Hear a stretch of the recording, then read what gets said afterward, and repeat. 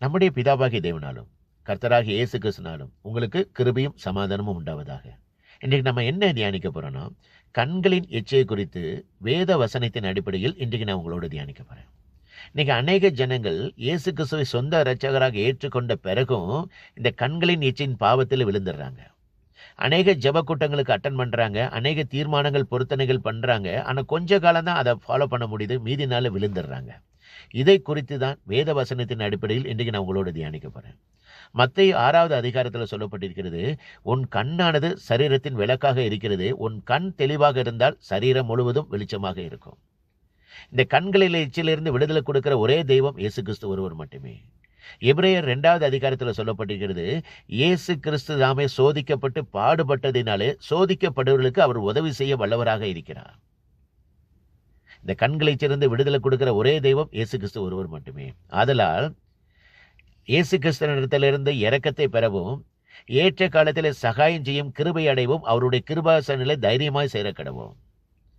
அப்போஸ்தலனாகிய பவுல் சொல்லியிருக்கிறாரு. என்ன சொல்லியிருக்கிறான்னா, எங்கெல்லாம் பாவம் இருக்குதோ, எங்கெல்லாம் பரிசுத்தத்தை கெடுக்கிற காரியங்கள் இருக்கிறோம், நம்ம அந்த இடத்துல இருக்கக்கூடாது, அந்த இடத்தை விட்டு நம்ம விலகி ஓடிடணும்.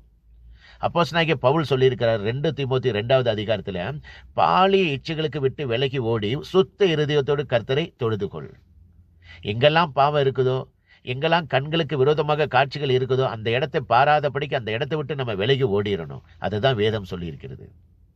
யோபுடைய ஸ்டேட்மெண்ட்டை பாருங்க. 31வது அதிகாரத்தில், நான் என் கண்களோடு பண்ணின உடன்படிக்கையின்படி கன்னிகை நினைப்பாதிருப்பது எப்படி? அவங்க ஒரு கன்னிகை, அதாவது ஒரு கண்களோட உடன்படிக்கை பண்ணிட்டாப்ல, இனிமே நான் அசுத்தமானதையும் கர்த்தருக்கு பிரியமில்லாதை நான் பார்க்க மாட்டேன்னு சொல்லிட்டு உடன்படிக்கை பண்ணிட்டாப்ல, இதை நான் மீறுவது எப்படின்னு சொல்லி யோபுடைய ஸ்டேட்மெண்ட் இருக்குது. யோபு 31வது அதிகாரத்தில். நம்ம சும்மா மட்டும் இருந்துடக்கூடாது, சோம்பேறியா இருந்துடக்கூடாது. இந்த சோம்பேறியா சும்மா இருந்தா நம்ம கர்த்தருக்கு பிரியமில்லாத காரியங்கள் பார்க்க தோணும்.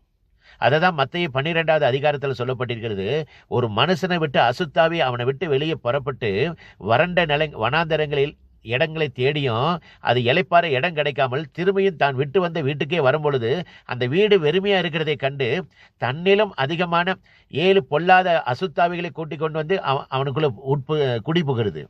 அப்போ அவனுடைய முன்னிலைமை பார்க்கல பின்னிலைமை மிகவும் மோசமுள்ளதாக இருக்கும்.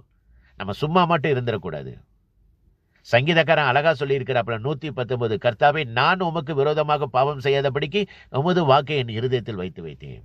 உங்களுடைய ஜெபமும் என்னுடைய ஜெபமும் தினந்தோறும் எப்படி இருக்கணும்னா, ஆண்டவரே, இந்த நாள் முழுதும் என் கண்களுக்கு பரிசுத்தத்தை பாதுகாத்துக் கொள்ளுங்க. இந்த நாள் முழுது உமக்கு பிரியமில்லாத காரியங்களில் நான் பார்த்து விடாதபடிக்கு என்னை பாதுகாத்துக் கொள்ளுங்க அப்படின்னு சொல்லி நம்மளுடைய ஜெபம் இருக்கணும். கண்களில் பரிசுத்தமாக இருக்கணும், கண்களில் வெளிச்சமாக இருக்கணும். கண்களில் தெளிவாக இருந்தால் தான் நம்ம உடம்பு முழுதும் வெளிச்சமாக இருக்கும். எங்கெல்லாம் பாவம் இருக்குதோ, எங்கெல்லாம் அசுத்தங்கள் இருக்கிறோம், அந்த இடத்துல நம்ம இருக்கக்கூடாது, அந்த இடத்தை விட்டு விலகி ஓடிடணும். கர்த்தர் நம்மளை பார்த்துக்கிட்டு இருக்குங்கிற அந்த பயம் நமக்குள்ள எப்பொழுதும் இருக்கணும். இன்னைக்கு கண்களை நம்ம கண்களின் இச்சையிலிருந்து நமக்கு விடுதலை கிடைக்கிறதுக்கு ஒரே தெய்வம் இயேசு கிறிஸ்து ஒருவர் மட்டுமே. அதை நம்புங்க. நீங்க கர்த்தருக்கு பிரியமா செல்போன்ல வாட்ஸ்அப்லயும் கர்த்தருக்கு பிரியமில்லாத காரியங்களை எதுவும் பார்த்துடாதீங்க.